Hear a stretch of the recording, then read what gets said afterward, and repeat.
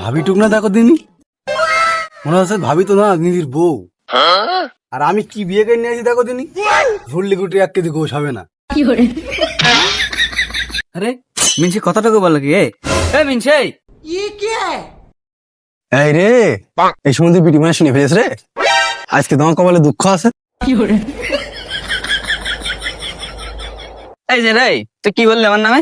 তোর আমি পরে দেখছি। এই মাগে তোর না বলিস আমার ভাতারের সামনে ঝাড় দিতে আসবি না? কি জন্য তোর এত জায়গা পড়ে থাকতে আমার ভাতারের সামনে ঝাড় দিতে হয়?